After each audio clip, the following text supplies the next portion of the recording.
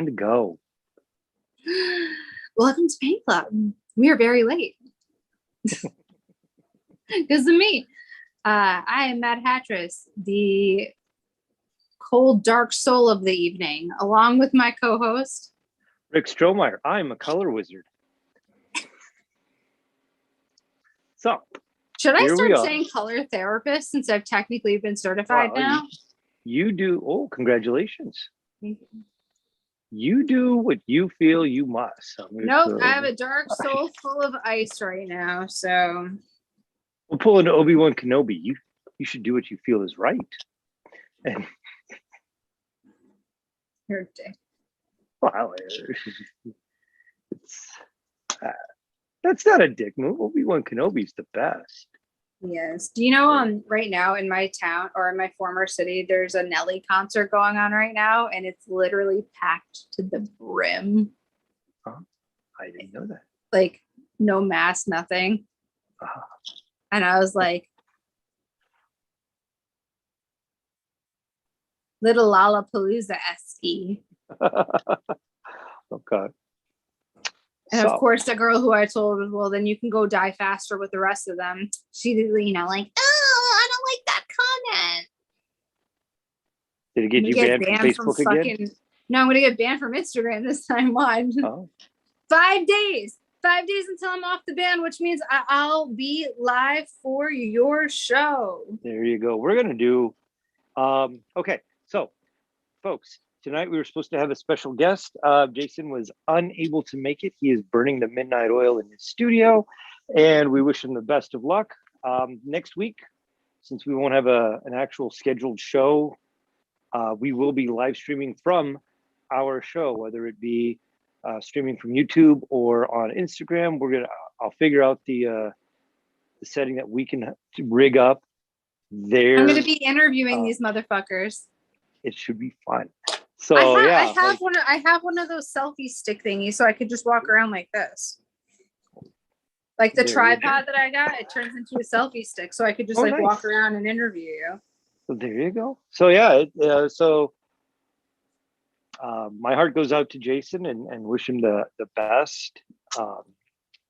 And like he's being super professional about what's going on, and I wish him the best. I can't wait to see him next week. So we got 5 days till 6 days till 5 days till he and I connect in Philly, and then the show is in a week, and we are beyond excited about it. So tomorrow I got graphic work to do. I took pictures of 43 toys this past week, or within the past 10 days. So it's crazy. You are nuts. It's gonna be fun. It's fun. I haven't felt 1 ounce of burnout on this. So like I had a goal of stopping on the 14th, which is today, and I've met that for the show. I have one thing to finish before I hit the road, but like all my show obligations in terms of like the other shows that I'm doing, that was like the Rainbow Sparkles that Clutter ran today, which looked fantastic. Doing really good on sales too, because I looked on the website after. Yeah, I usually do that. There's a lot of red dots. Much like when you're not watching this, check out Clutter's feed for their show, because that looks really good. It's their 5th show, and apparently their favorite one, or 5th, not 5th show, but 5th Rainbow Sparkles show, and it looked really great. And then we have the block party next week, next Friday, and then we have the story of Herb Mears, Jason and my show. That title, I like that one. That's almost my new favorite. And then like the urban vinyl, suburban vinyl, or urban vinyl in September. So like all that stuff got met. All my Kickstarter rewards got finalized this week, so I get to ship those out before I leave. The recall on Alicia's car got taken care of, so I don't have to worry about it. She has a Honda? No, she has a Ford. So like she has got a recall. She has sat on doing this recall for a while, and I was like, look, let's take care of this. And it only took, like Ford is the dealer was swamped, and they were like, well, it may take us we might be 2 weeks out. I was like, let's drop it off, and if they're not done, we'll call up the service people and say, like, we need to come get it. And I know in their heart they won't be able to, like, oh yeah, we'll let a recalled vehicle a vehicle that's under recall inspection, we'll let it back out of our shop. So they'll finish it, and they did. It only took them a couple hours to check it out. So, and then Alicia got to learn a new skill because of it. So that's pretty cool. What? Stick shift? No. She had to. I'm just gonna go there, and I was thinking of being a smartass and actually taking pictures of her learning this new skill and parallel park. send it to her dad. But I was like, no. She's done this flawlessly. It's cool. We'll just be able to. I'll tell her dad over a beer too. If I like, apparently, so like. What was it? So good on her. Wow. Yeah. Superficial, but it's enough to pique your interest this week. So. I learned how to parallel park 15 minutes before my driving test. Nice. Because my dad was like, he taught me how to do everything else, and he goes, oh fuck, I forgot how to teach you to parallel park. And they don't actually like require in the state. They might now, but they didn't at the time because we didn't really have that. Like we had Connecticut didn't have many parallels, and he was like, well, so he pulled me onto a side street. He tried to teach me like twice before, but like it was way beforehand. So he pulled me on a side street, and he was like, all right, or between their driveway. Yeah, like they park in, like, if here's their driveway, get in there. And I'm like, I fucked. And now I parallel park like a champ. Like my friends will just get out the car and be like, just do it for me. And I'm like, there you go. Okay. I've known how to parallel park forever, but then like when I moved, and I haven't had to do it. I didn't have to do it often in El Paso, and then except when you go downtown. But like when I first moved up here, I had a buddy that we clicked immediately, and he just said, well, I'm off on Thursdays, and like because like we're all hanging around as I was the newly inducted member in the circle of friends, and which like Minnesota is weird about letting people into their circles of friends, and so like I feel blessed to have met all these guys that I have, and I'm still friends with them 15 years later, for the most part. Let's say 80% of these people, and one of the guys that I've continued friendship for 16 years.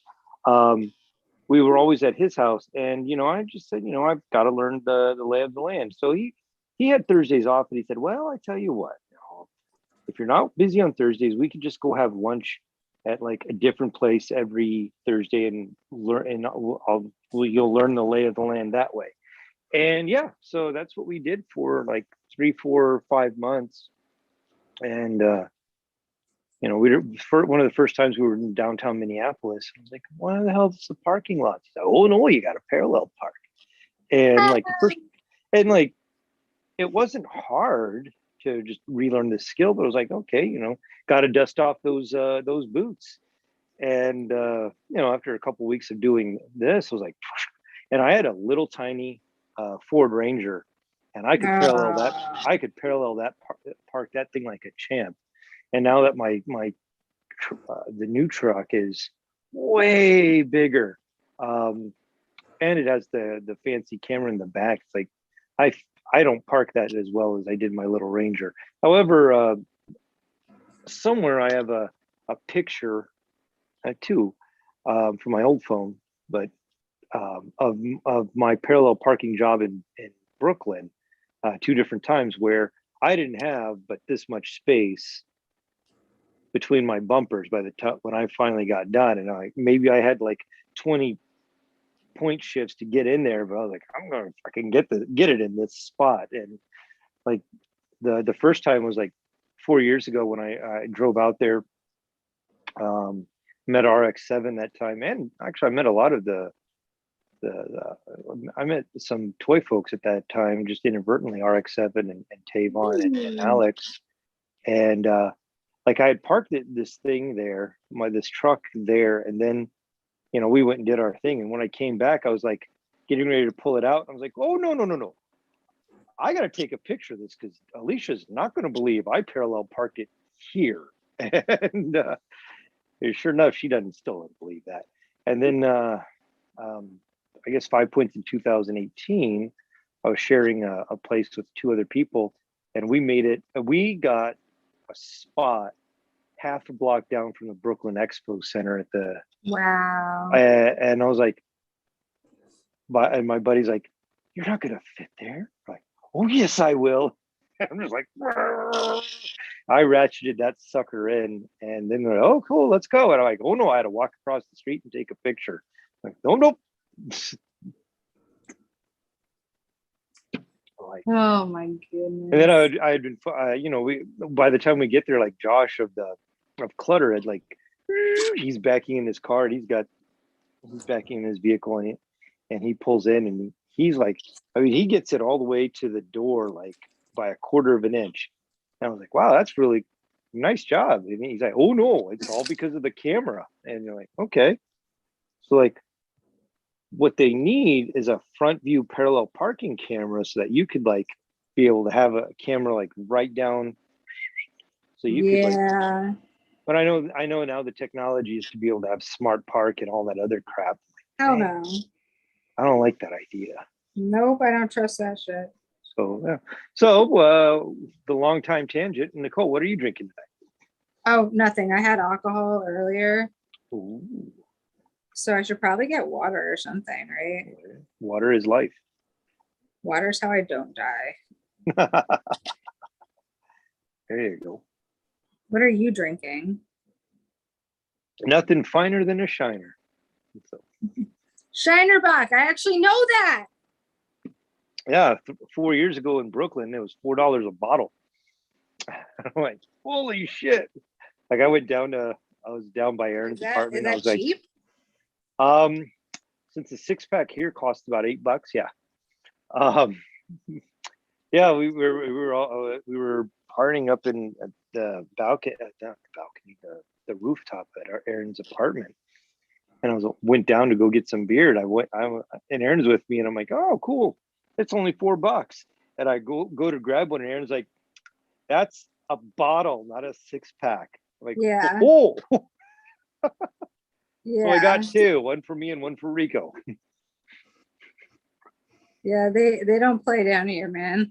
Holy shit. So like, what was it? When the hell did I drive to 5 points? 2018, right? At the end of the event, they had all this like Mike's harder stuff that they were trying to give away because they couldn't sell it. Yeah, they couldn't take it back from the truck. So I ended up acquiring a shit ton of it because it was like, oh, anybody got a vehicle in there? Like, yeah, throw it in the back of my truck. And I drove like across 6 state lines to bring this shit home. And I found some still like 3 years later. It's like, oh yeah. I remember setup day for 2019. Mm-hmm. Fucking Travis from UBD was like the one that was going to come with like the beer and stuff for that night. So I was like, tell Travis water, tell him water. And he came back with seltzer. And I was like, no, like, how do I tell him I don't like sparkling? No. And he felt so bad. And I was like, no, it's not your fault. No one told you. And after the show, somebody from a booth, because I'm not going to start putting people up. I'm not going to start fucking with people. Somebody from a booth had a joint for me, like for the way home, and gave it to somebody else. And it was like, oh, by the way, blankety blank has your joint. And I knew that they were going to steal it if I didn't say shit. And I was like, hey, blah, blah, blah, said you have a joint for me. And he goes, damn it. And he hands it to me. And I took a picture of me smoking on the ride home, like crying in pain from my feet hurting. And I sent the picture to the person who gave it to me. I was like, you really do love me. Like crying hysterically in pain, just like. And now the place that I used to get my my CBD coffee from, it closed during the pandemic near Brooklyn Expo. Oh, okay. I drove past it when we had the Pride show, just to kind of see like, you know, what the area looks like right now. Right. I don't know. So let's see what we got. So like those watching at home, I'm actually running tonight's show on last week's notes because of having last minute changes. So I have my notes says Ship of Theseus, and okay, so Ship of Theseus. Nicole asked a question earlier about a painting panel that she's got, and as of right now, you want me to set the stage, or you want to set the stage? I can tell you what the options are. Okay, so all right, tell us a little. Set us up for a story. Once upon a time. So once upon a time, I had something that was going on, collab type thing going on with somebody, and it was going to be great. And now I don't want to do it because of discrepancy. What? Bad vibes. Bad vibes. Yes, very bad vibes. And discrepancies of respect. Okay.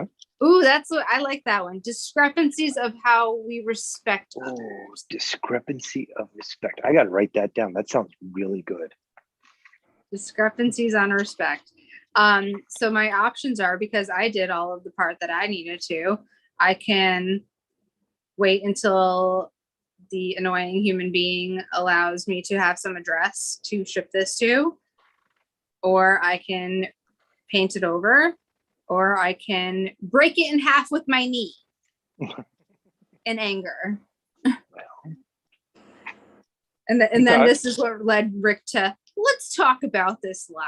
Yeah, let's just turn it into a topic. So it's like, I have some buddies who have a different view in spirituality, and they're not alone. But the idea that items carry vibes with them, and like the idea that something can have some bad juju on it, or an item is cursed or whatever. And one of my best friends has a lot of stock in this idea, and tried and true, like whether it's his own subconscious or whatever has the heebie-jeebies on it, like when something like breaks because of, we'll call it a curse, this curse, so be it. But when something keeps going on positive, it's because he has made sure that the good vibes have gone into an item. And for a while, I used to make him stuff that I'll just crafts, but always he would always want me to put like the same material into each one, because he wanted it to all have the same juju, positive juju, as his original. And it's not quite like the Ship of Theseus, but it's as close as I'm going to get. And the only reason I'm referencing Ship of Theseus is because of WandaVision, and that was brought up there. So for those of you who have never Googled the Ship of Theseus concept, it's based off a ship that would constantly undergo repairs and restoration. So the idea is like the people working on it save the old material, and even though you have this ship that keeps being rebuilt, with new material, it's still called the Theseus. But then if you take the old material and craft another ship out of it, do you have two ships of Theseus, or do you have one that's a new incarnation, or do you go with the name of it, right? And there's and I love this idea, I really do. And like the simpler idea is, imagine an axe, and the handle, and you need to replace the handle, the blade on it. Is the axe, is the blade part of the axe, or is it the handle? Then if you have to replace the handle eventually, do you have a brand new axe, or is that the original axe because you've put your time and energy into that thing, right? Oh, I like this. So it's cool. And like I see this kind of in the toy industry, like, and I've bought into it from time to time, like where I have, when I used to do a lot more Kid Robot stuff, I would only try to use Kid Robot products on a Kid Robot custom. So it was always like their brand of vinyl, their stuff on it. And I would try to use as little non-Kid Robot stuff as possible. And then like I have this guy on my my table right now, this little Kid Robot produced Doc A toy, but I have a tank bot cannon on it. So when I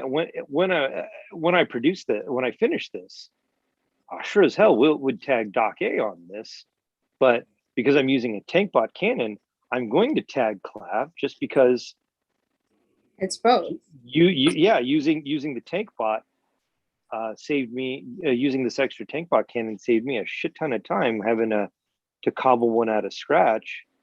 And it's only like 8% of the 5% of the toy, but it's still like it's part tank bot. So there's that weird mentality. So like my question to you is, man, that was a tangent. Do I believe in juju? Oh yeah. Well, yes. that too. So do you believe in juju, or having things have a hoodoo on them? Or do you believe that things could transfer their energy out there? Yes. And if you feel like they could, personally, I wouldn't use that panel, because I would hate to say like this was done with the cast of negativity. Ooh, cast of negativity. I like that. Do I still send it to said person and be like, this is your bad juju, you deal with it? Well, and then I would also have to wait for the bad juju person to be like, oh, here's where you send it. So, okay. So like the good guys at Graveyard Tales, they fucking love talking about cursed items and stuff. And they always have, and like Ouija boards are always like the hot topic for that. But like you know, like cursed dolls and stuff, that's a topic they love to talk about. But they do talk about like, don't burn a cursed item because you're not gonna be able to close it out. And like, and because part of me says, Nicole, just fucking burn it. So like, that's how my brain thinks. Fucking burn it. I mean, I've had some bad juju or bad luck with folks with like sketchbooks and stuff, and I've purified it by throwing it in the fire, and it's never and stuff like that hasn't come back to haunt me. Not to say like I've embedded it with or it was imbued with a foul spirit, but it made me feel better that the stuff wasn't just, I wasn't going to deal. I wasn't going to see it ever again, and it didn't get to go out into the world. Of course, this is long before the joy of the internet and Instagram and all the social media stuff. So, like, imagine you have this panel or canvas or whatever, and you finally are able to get it to this point B. And then they get to open up that negative can of worms all over again. Do you want that? I sure as fuck wouldn't. Yeah, it's like, you know me. As much as I don't like negative things on me, I don't perpetuate them on others. Right. So here's what you could do. Put it as I the flooring in your put it as the flooring in your chicken coop and let the let the chickens poop on it. Yeah, it's so funny that you talk about that because I brought up these chickens so much. It's like so much lately. It's ridiculous. Like everyone's like, "Are you really getting chickens?" And I'm like, "Maybe, So, maybe." And if I do, it'll only be 2. okay. So I'm not like, being annoying with chickens. Oh, But I was that's like, fun. so it's kind of funny that you say like, cleanse by fire. So Yeah. I, for my spiritual side, I cleanse with sage and shit like that. And there's this thing called cord cutting for your chakras and shit like that, where you're supposed to take like a selenite knife and then like, you start from the root to up, and like, you whatever's like troubling you or whatever, you cut, quote unquote, cut the untangible cord of that part of you. Yeah. So like if it's your heart chakra, you'll just do this. Okay. Up here. So like I can do all that juju to that shit and then burn it. But I also used to write, and it was very therapeutic for me, and it never like gave me bad like vibes after or whatever. But I would sit there and I would write like how I felt. Like if I didn't want to like say it, or if I had no one I could say it to, like this specific situation, yes, you know about it, but not everybody does. Like if I couldn't say it, I would write that shit down and I would light the paper on fire. Like I got my words out and now the universe understands where I'm feeling, but I would always end it with like a question or a request of like a blessing, that like these are my negative feelings, and I ask the universe to cleanse me of these negative feelings. Light it on fire, set it to the universe. I don't want to set the board on fire because you hear those. I know guys? they're expensive, but like you sand that down, you try and prime over it. I promise you're going to see a ghost of that forever. Well, especially because it's one of those pre-primed panels for alcoholing. Yeah, I promise you'll see that forever. So like, I like freeing it by fire. So that's my advice. I'm actually considering buying a fire pit. Because it's only like $80 right now on sale at Home Depot, and I was like, "Ooh, fire pit!" Especially because like the falls here are so nice for fire pits. Right. Check out fire rings. I sent you a link to Instructables, and check out fire rings there. My neighbor across the way showed me a cool way of making a fire ring with it's only 2 feet wide, I think, but with those quarter round tree or garden stone things that have the scallops on it. Okay. And he made his with 8, so one ring, and then he flips it over on the other side so that the scallops are butted up against each other, but they're done so you have a little airflow going in there, and you can't sit anything on top of it, but those edge trims are super cheap, and then That's smart. I mean, you may have to dig. I mean, you'll have to dig, and then it's just like, boom, this is where it's going to be, just 10 feet away from any building or fence. That's the safety rule. And but yeah, hey, safety rules, man. Like, but yeah, that's that might cost you $20 and a little bit of digging. That sounds like me and my compost pile. There you go. Cost me $0 and a little bit of digging. Ta-da. So yeah, Instructables is a fantastic website to find information. Not and what I like about that is something that I don't do.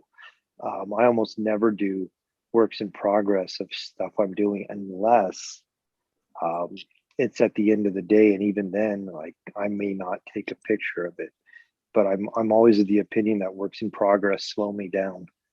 Like you're doing Yeah. something, you're like, oh, hold on a minute, painting. Let me go get my camera and then do this, and then Well, for me, works in progress slow me down a lot because I'll sit there and go, what the fuck is that in the picture? And then like I'll look at him like, I don't see that. And then I get up close, I'm like, God damn it. Or like I'll be like, oh my God, I love this so much. And then I take a picture and I'm like, yeah. Oh, you just added 10 pounds to that photo. Ew. Right. So like one thing I do like that I don't do a lot of is I like doing live streams of my painting, but I never I have to set up. I have a second iPad that I set up to also follow me while I'm streaming so that I can see comments, because like the way my iPad is set up, it's over a cage over what I'm painting, so you can't see so I can't see what's going on with the camera, because there's no way that I'm looking at it and painting and looking at it while I don't get paint on it. So then the other iPad is like way off to the side by like the compressor, and like then I can't, and then even then, like I don't get to talk to people often because I have the respirator on. And it's like, okay, I will take the respirator off when I'm doing a paint change or doing this kind of clean, but it's like that respirator is on, and you're not going to hear me rah, rah, rah, rah, because I want to learn how to sign language just so I could sign language shit during it, and then people will be like, I don't know what you're saying, but okay. That would require a third hand for airbrushing. But yeah, so like, yeah. That's when you need those helping hand tools. I suppose. So, what have you been working on lately, young lady? Well, it's kind of funny because I'm like drawing on it right now. I, as you know, have gone through a mental breakdown. I'm a strong proponent of mental health, and I've decided that I'm getting a little bit tired of just doing what is expected, like the happy colors, she does everything in rainbow, blardy blah blah blah. So I'm getting real. I'm getting real on some shit. Right now I'm painting and drawing on an actual wood palette. So I'm gonna on the back of this, I'm gonna put something to hang it. But this is the start of what keeps an artist sane. Okay. So it's my prescription bottle or a prescription bottle, Klonopin, like Xanax, just shit like that. I was gonna put like a syringe because I know a lot of it, like artists go down that path, but I was like, nah, let me just have it as like what keeps me like floating kind of deal. So I'm gonna just be a little bit more vulnerable in my shit rather than pretend like everything's all pretty, bubbly, sparkly, butterflies, bubbles. And I made like kind of like an Instagram announcement about it, like 2 days ago, where I was saying like, I'm going back to like the roots that really made me want to do art, rather than like following this like toy scene into like what's popular, because I'm a painter versus a toy person. Right. And I always painted like this versus like, oh, everybody likes, happy, pretty, cute colors or whatever. And I'm like, you know what? If that's not for you, like you can unfollow me. That's cool. I respect you. But prepare for some, like, if I'm, me on Instagram, I'm vulnerable, like talking about like the shit I've been through. So like prepare to see some art that reflects it. So this is just one of them. Obviously the other piece I was working on is the thing that you and I were just talking about. And then kind of like as you saw, a mocking piece in regards to that. that I showed you. And I've actually been working on, I'm also in this thing called Art Manifestation. It's at the end of this month in Norwalk at the place where I had my first solo show at Mad Lab. I think I said this last week. I don't remember. But I'm bringing like a lot of my older pieces there, and I actually like here. Why don't I just head up and show you? You should. I'm bringing a lot of like my old pieces there, and a lot of like the new like concepts, like how I did the florals all over the canvas for when we did the use nature thing. Okay.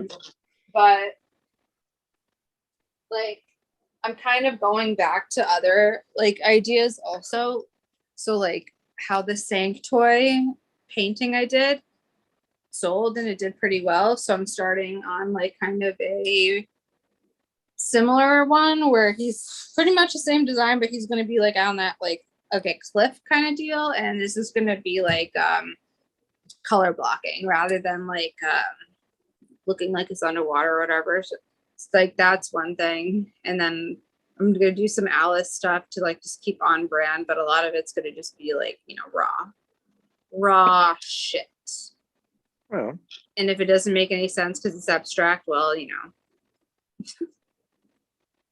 you could see the pain or not. There you go. And if you can't, you don't know art. Well, like, I guess like what? About 2 years ago, I came up with a definition of art that I really like, and I did it when I was working in the older classroom, and just like trying to use fancy terms that also pertain to where we are in special ed, and more specifically the autism rooms. And so like, and I put it on my first T-shirt, and Really? yeah, and I'll probably be wearing that one of those this upcoming week. And it says a sensory output that invokes feeling. Ooh. And yeah, super simple, but it's like there and that crosses like poetry and dance, interpretive dance, and like there are sometimes I will see people's paintings that I don't care for, and it makes my heart sad. And then I'm like, well, that is definitely invoked a feeling. Yeah. And I'm like, ta-da. And I'm sure that, yeah. So like a sensory output. I always say like I want my art to feel like to make you feel something. So I like that sensory output. And it's true though, because even with like, you know, studying for color therapy, that's exactly what that's about. Is like how color sensory can change your emotional stability. So I was like, it's just insane. I love it. What have you been working on? Because you're a fucking overachiever and all about your oh my show gosh. envy. So I've taken all the pictures with white backgrounds as per requested by Martian Toys, and I have a couple, and I have 1, 2, 3, 4. I have 4 that I have to reshoot tomorrow, which is not bad. That's less than 10%. And I'm not complaining about that. It's like, okay, well, clearly I didn't get my lighting right, and but I have a couple. I want to share a Ravager that I painted, and somewhere along the line while we've been doing this for the past couple months, when I was looking on the somebody else's painting segment, I showed that I was looking up chiaroscuro, and I finished this a while ago because I put my teaser on it, but this is the Ravager that I painted to where the spray burst is the lighting effect. And I want to reshoot this with a black background tomorrow just to see how well it comes out there. And I'm really pleased with the way I have the the reflected light. And yeah, this is like, I wouldn't say it's my favorite piece for the show, but it's up there. And so like tomorrow I'm determined to get some nicer pictures with a different background and probably some different camera effects too, because I'm a big fan of, hey, you guys want to see that? There's the show. Yeah. No. Did So you have to buy like a gajillion flashlights? Unfortunately on my flash, I have like 20 of them. So my flashlights are all on back order, and that annoys the shit out of me. So this is the other one that was like really early on in the I can see if I have extra ones.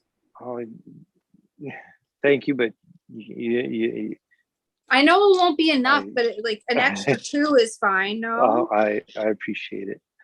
So like more this than is you one. fucking had. Thank you. So this is another one with the same idea of having the light source. I'm like, I did this with a lot of toys for this show, of having a light source illuminate the piece. So I have the radiation symbol glowing out to create the light for it.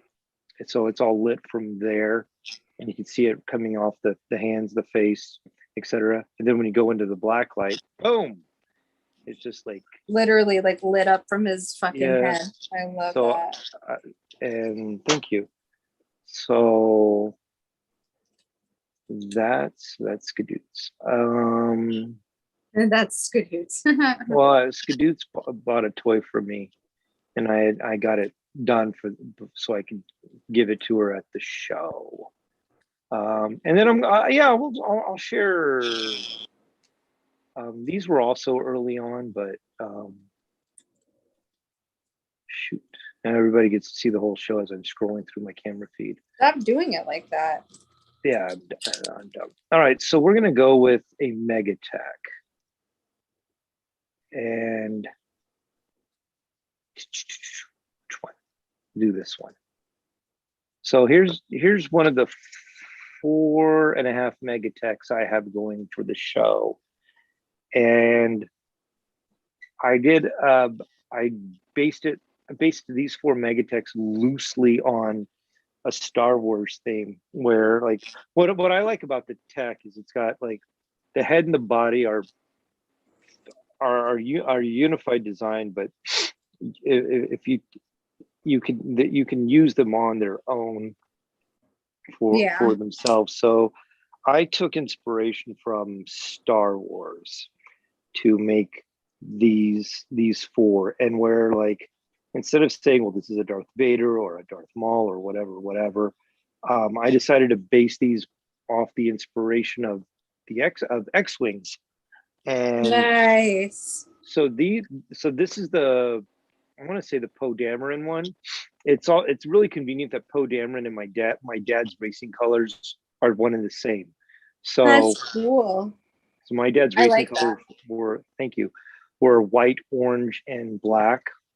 So here, and it's not like, oh, Rick matched all the patterns of Poe Dameron. No, I didn't. So like, this is not for a Star Wars purist, but the body is inspired from the X-Wing. The head is inspired from the helmet that Dameron wore, and then the hood I made as the R2 unit or the astromech. So it's its own separate entity in its design, and I really like how they all came out. I love this one. So like, thank you. I love everything that you do. So I feel like at this point you're just tired of hearing me say that. Well, I appreciate it. Sometimes we all need and here's that one under the black light. So it has a little more oomph in the black light than the others, but like, yeah, that is a sexy toy. Thank you. So those are that. I'm just going to stop sharing now. Yeah, because you're just going to start showing your whole fucking show. Right. And then I'm going to have nothing to talk about at the show. I'll be like, this is what Rick showed earlier, guys. Right. Well, you could ask questions about it, but like, like on Instagram, I've shared like various platforms that Jason and I have both used. I've used a few more platforms than Jason has. But like there's a hell of a lot of overlap in what we've done, and that's really cool. He and I have both done a siren, song of the siren. Nice. And like I've seen yours, not his. Ooh. One of my posts shows it his lit up. And maybe I gotta go, but maybe that's what I saw. It's super fire. It's really, really good. Maybe that's what I saw and I thought it was yours. I don't know. In fact, his I was all I had a color scheme all drawn up and labeled, and then he sent me a picture of this, and I was like, well, I'm not painting that son of a bitch now. I was like, oh, great minds think alike. And it's like, oh, well, it's not like, oh, yeah, that son of a bitch did a black skeleton. I'm like, oh, that's cool. And part of me was like, oh, so that's what it would look like. And yeah. And then I just went with a different direction on it. And I painted a few. One of them has absolutely no blacklight reactive elements in it whatsoever. Really? And like, yeah. And who are you? Well, there's a couple in the show that have none, and that's. Are you drunk? Well, no. Were you drunk? Not after one in some yard work. No, I don't drink and paint. That's the rule. But there are a couple, and that's okay. Yeah. You know how many times I've like not drank and paint, and I still almost grab my paint like water glass and go like this, like bitch, I don't even drink out of a cup normally. Why on earth am I picking that?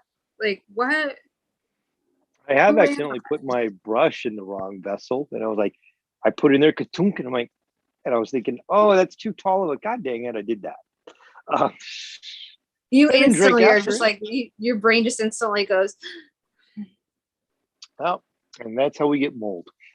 When you take your paint and wine, those paint wine classes, they actually mention ahead of time to you, like, if you're going to drink, keep your wine. And each time I never drink, and I always look out for other people doing that shit to me, like, you don't know, put your fucking little paintbrush in my wine glass, bitch. But I still don't drink, so I'm always like that weirdo that's like, can I have water, but not for my cup. Right. Could you imagine whiskey and painting? Yeah. Well, Alicia's mom got me to do one of those drinking classes. I got to paint, and this was last September, and yeah, so she had all the ladies drive up to their area, and I got to teach them how to make Halloween trees. And but you were the educator? I was the educator. I was the instructor, and I was drinking Bloody Marys because I figured Bloody Marys I don't drink those fast, and it would be a hell of a reason to moderate, hell of a way to moderate.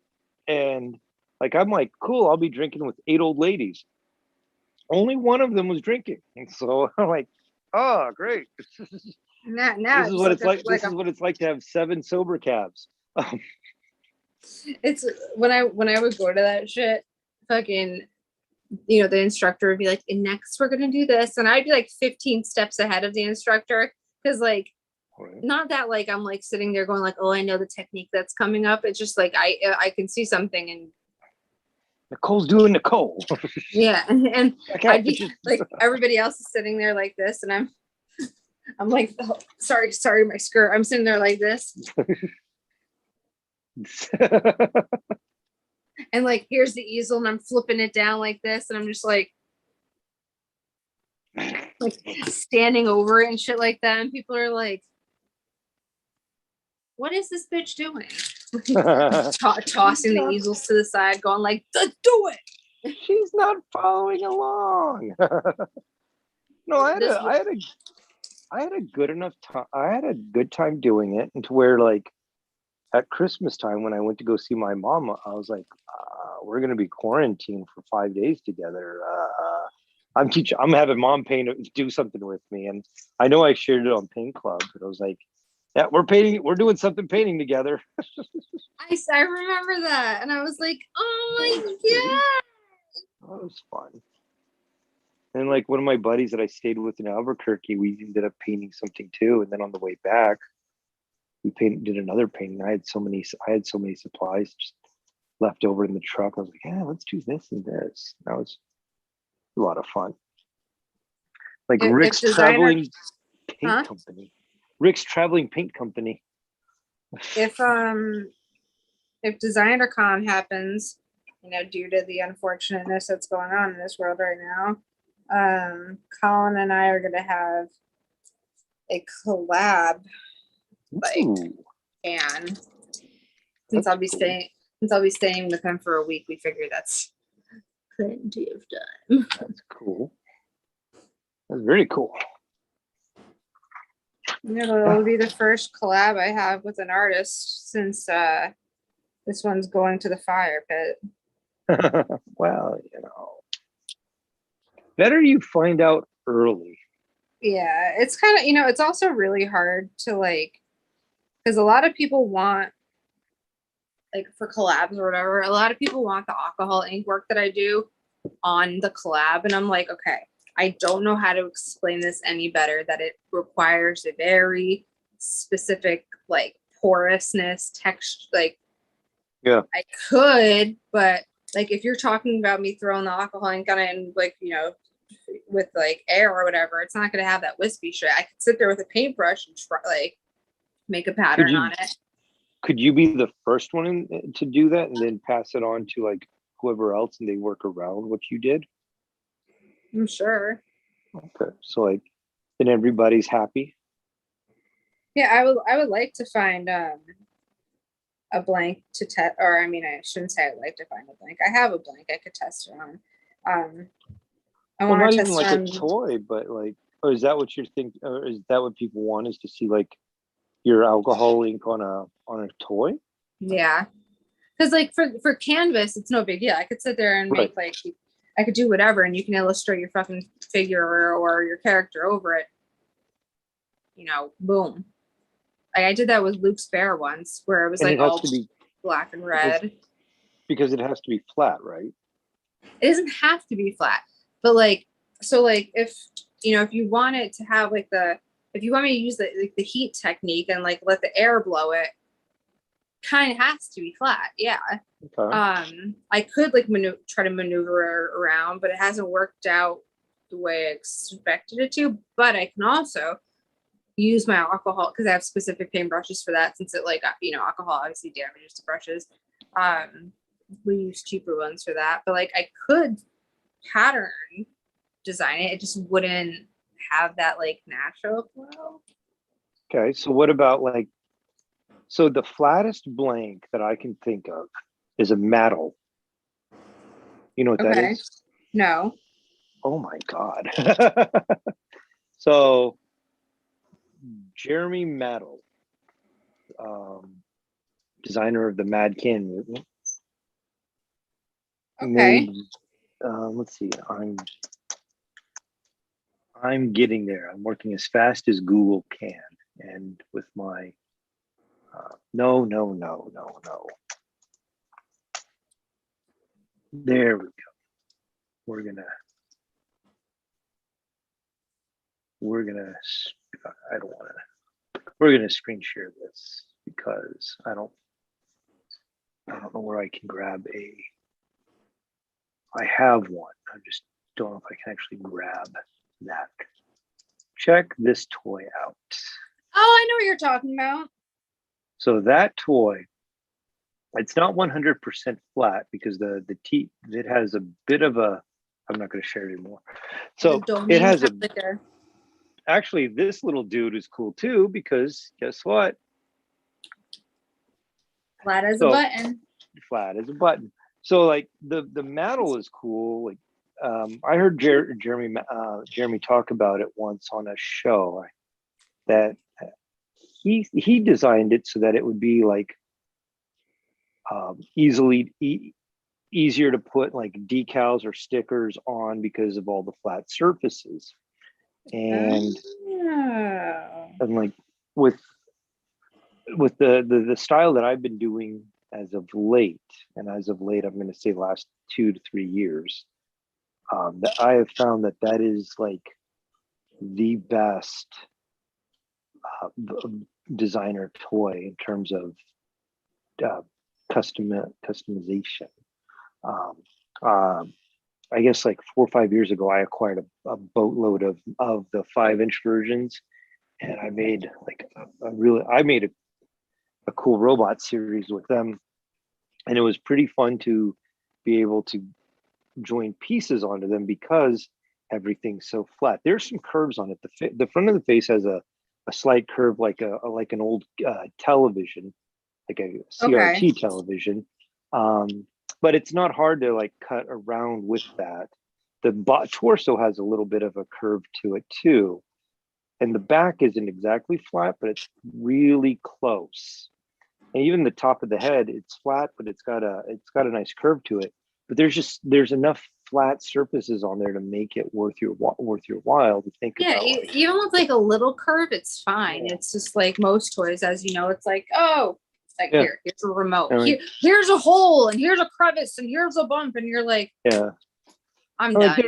There's purpose for they all have a purpose or a reason for, and you know, I don't shy against a lot of blanks, but like that metal, man, that is like it can be done super minimal and really beautiful, or you could just go hog wild on it.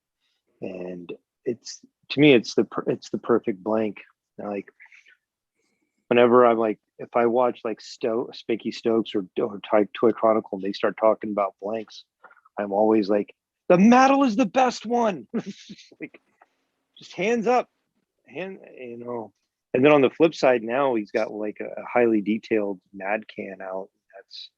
I love that. I enjoy painting that one to a fair degree. I better like it because I have 5 coming up for the show, and like I've taken some lighthearted designs on it, and some I think that's a pretty cool one too. It's got some nice flat surfaces that you can do some cool graphic work to. I think also it's a lot easier with toys that are easy to take apart. Mm-hmm. Well, that metal only has 1 socket on it. That's really nice. Like the arms are, I wouldn't say teardrop shaped, but they're really close. And I'll be honest, you know, a few years ago, Aaron had, or Martian Toys had a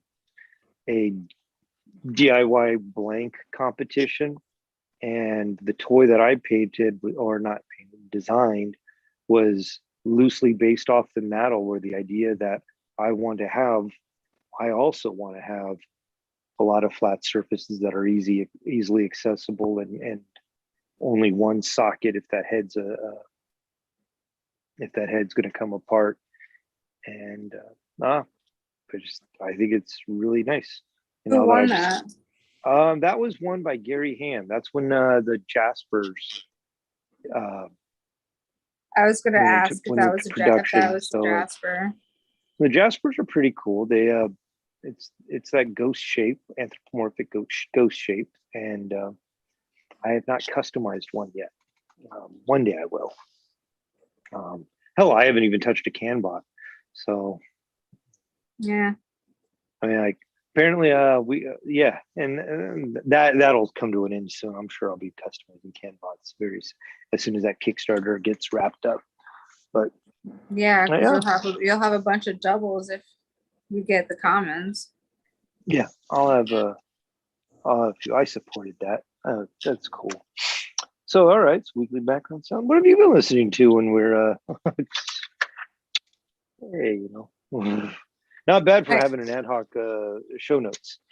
Yeah, my crime shows, you know, my girls. Well, I have not started a new audio book yet. Uh, I have a list of shit that I have to download for travel, and Oh yeah, you do. You got a yeah. whole.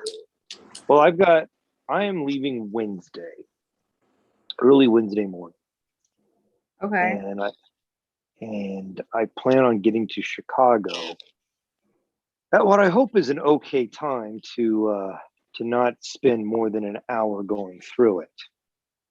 Um, and actually, so like last time I drove to Five Points in 2018, I ended up stopping for the night in Ohio just before the Pennsylvania border.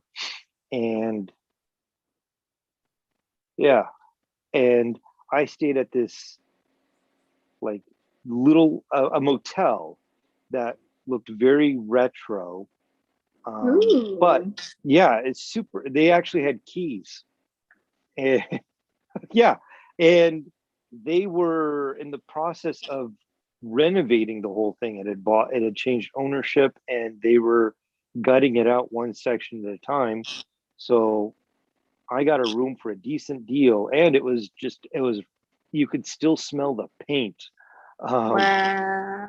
and it was really nice, and it's on the ground level, and I was able to bring all my shit in from the vehicle, from the truck, and then on the next morning just I walked the 10 feet to put it all back in, and it was pretty nice. And now I have to go try and find where that was, because I wouldn't mind going there again. Hopefully it's still available or still in business. I can help So you look. okay, I don't know how to say. I won't say no because I don't know how I'm looking for it. Um, and then yeah, like really, it's just like I don't know what I'm doing. Um, but yeah, I'm just going to use my insomniac powers for good and just drive like 12, 17 hours the first night, and then stop somewhere in that general area, the Ohio Pennsylvania border, and then just come on in 4 or 5 hours, drive 4 or 5 hours into Pennsylvania, and make sure I get all my stuff to the mothership, and then I'll go up to Brooklyn. You know, So a really good podcast you should listen to. It is Kevin Smith's podcast. okay, Um, the specific episode is the dude who owns Raw Papers, like Raw Raw rolling papers. okay, And he sits there and he talks about how he almost got like arrested by like fucking FBI for like selling bongs in Florida, even though like there was nothing illegal about he goes on this whole story, but he also talks about how he uses his money literally like for good. And he gave the hospital that Mother Teresa was at, or like did her shit at in Calcutta, how he gave them like fucking running the first time, like their actual own running water that's not runoff water, and nice. their rate of death dropped by like 55% or something like that.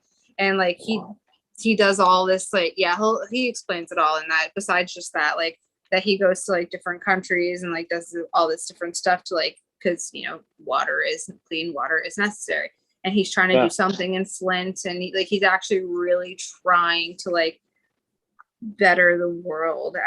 He's not just like, oh, I'm a stoner and look, I made raw papers. He's like, oh, I made money, now what do I do with my money? Improve the world. And like, I think I listened to it twice, one time when I went to Rochester, once on the way there and once on the way home, because it was that like, wow, like compelling. Okay, I'll put You'll it on the like it. list. I got to download like 17 hours worth of listening material. That's a good 3. So There you go. I'm not gonna. I was gonna listen to a series of books, but I already blew through it. you're just a fucking asshole then, huh? Well, yeah, I was like, I'm gonna save book 5 for this trip, and I was like, oh crap, I'm way early. And part of me said, you just stop now, and you can listen to that on the way there. I'm like, no, I can't. Like Yeah, book because five once you get that far into it, you're just kind of like book five's my favorite. I'm gonna listen to it. They're like, what book is it? of course, it was the Dark Tower series. Oh, never mind. Why am I even asking? I blasted through that in like record time, and it's not like it was a race. It was just like, holy shit, you know, I am painting, and I need to listen to. I was listening to. I actually finished it. That was July's listening project, and I can't believe how fast I went through it. Like Alicia would go to bed, like when Alicia was working, and I would work in the basement, and I'm just listening to that, or when Alicia would go take off for folks, and that's all I'm listening to, or when she's gone to bed and I'm still up, you know. When Alicia goes to bed, I'm still working for 3-4 hours at night. Really? Oh, she goes to bed early. Sometimes, yeah. Well, a lot of the times. Let's just say the majority of the time, Alicia goes to bed early, and that's fine.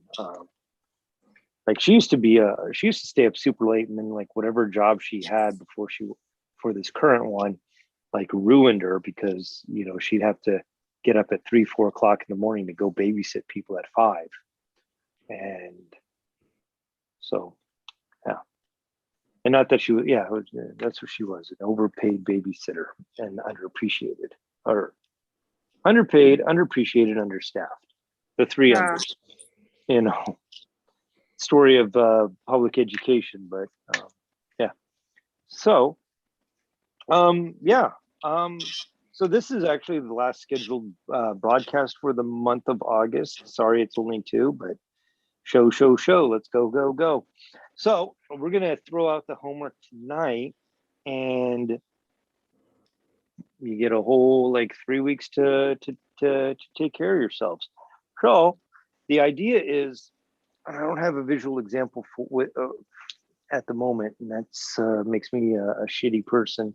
So the idea is to do a triad from the color, based on the color wheel, the 12-step color wheel, which is the one true color wheel. So a triad is equally spaced out, or would be equally spaced out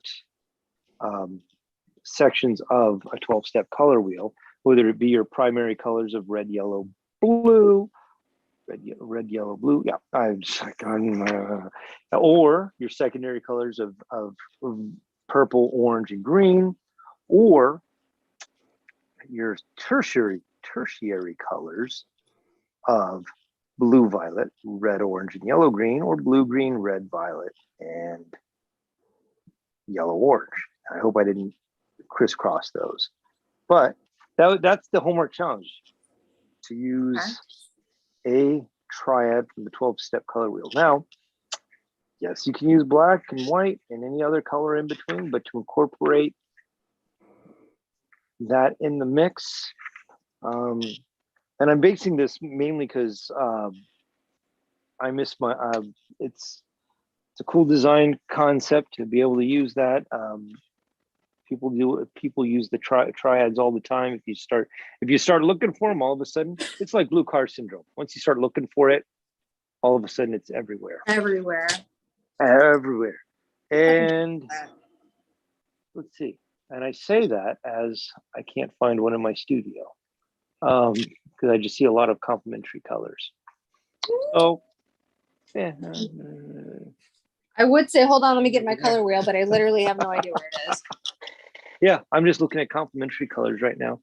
So like if this were a complementary color competition, I'd have all of them right there. But wait, is that one? Shit. Yeah, so I'm horrible for not having a living example, but that's the idea. To be able to do a triad of that. I bet I have one in my show that I'll pull it down the next day or two and have a picture of it for the homework. So you want us to only use the triad? Yeah, but and you can use black and white too. Okay. So black and white's almost always a given.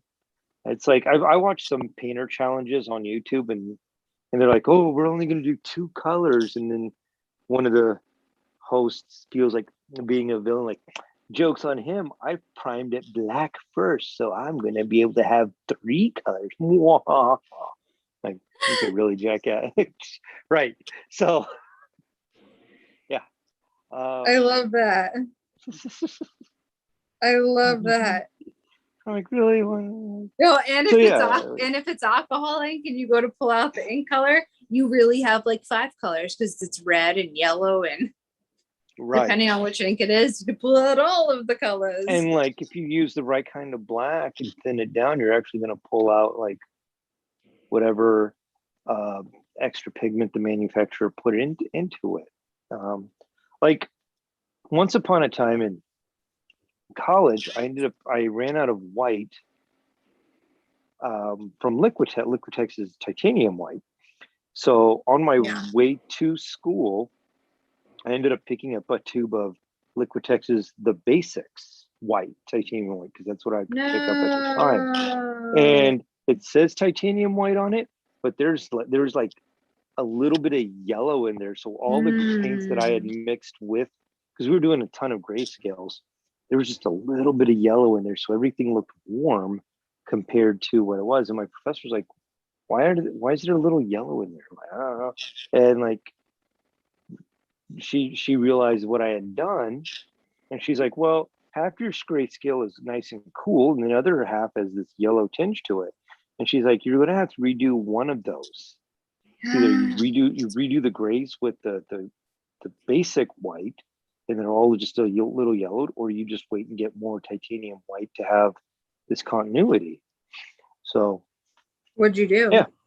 I ditched the basics and ended up doing the lighter half with, so like it was a little bit of a mood killer, but this professor, she was I really liked her, and she had this philosophy that nothing is so precious that you can't do it over again.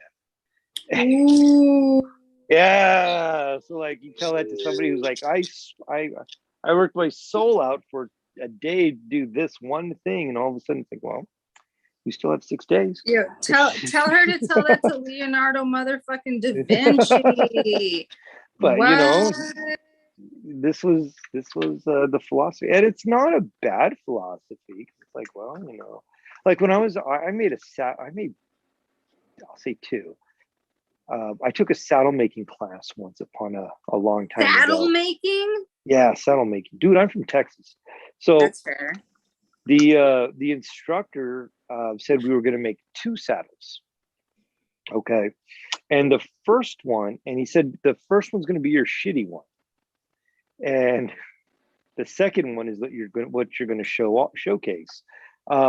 Because, he's going to teach all the stitching that to put it together. You're going to learn tooling to tool into the leather, but like he's going to show all these techniques, and it's incredibly difficult once you start showing somebody a new tool not to want to be like, well, I'm going to use them all in one piece. So his idea was you go to town on the first one to be able to put like all the checkering and the stippling and all the texturing you want to do. But on the second piece is when you actually figure out that how you want to make a unified composition. Okay.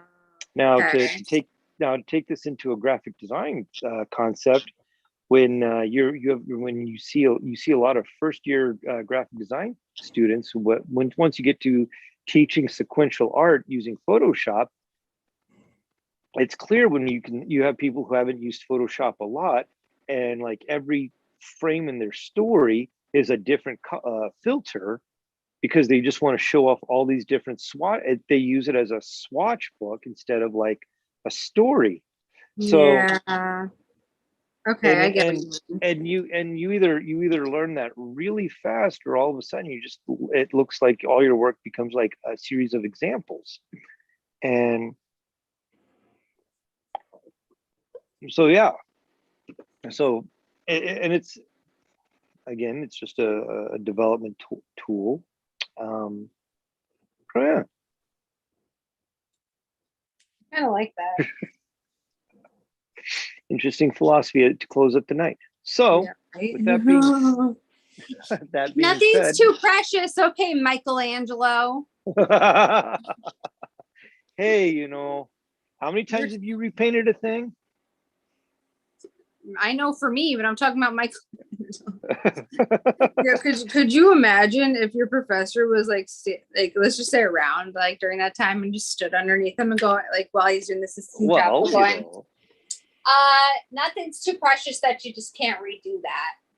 Oh, sure. Well, imagine like Michelangelo. Somebody probably did do that. There's a fucking meme out there with Michelangelo talking to the Pope. Yeah, I'll paint that ceiling for you, but I'm going to put 15,000 dicks on it.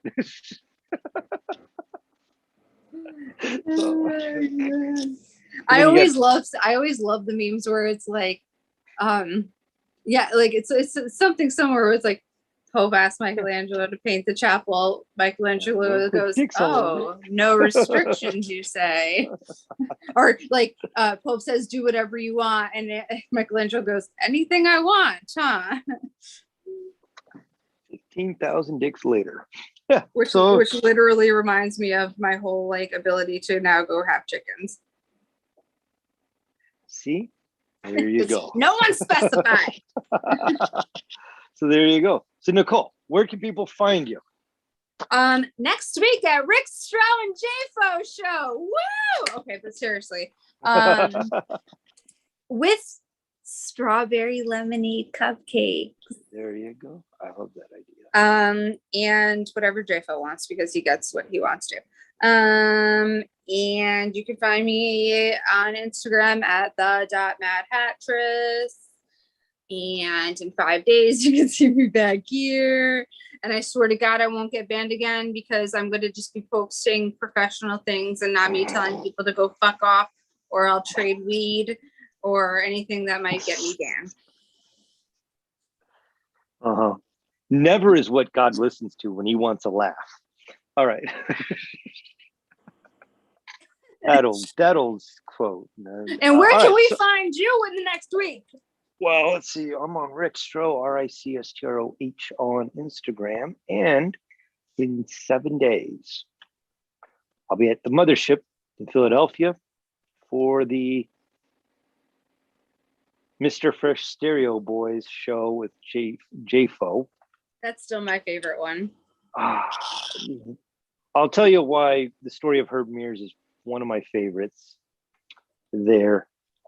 And yeah, so hopefully Friday, there will be a conglomeration getting lobster steaks in Philly, I think.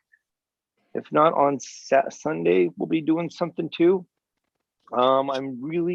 I am not this loosey-goosey on my scheduling, but I'm really just like, I'm going to go with the flow with wherever I need to go or do or whatever, with the exception that I will be at the Mothership on 6 o'clock Eastern on Saturday and with all my stuff hung and good to go. So that being said, you'll be live and in person. It's exciting. So that being said, thank you all. We're here for the good vibes. And see you later. Thanks for being okay with us being late. Yeah. Good night, Nicole. Good night.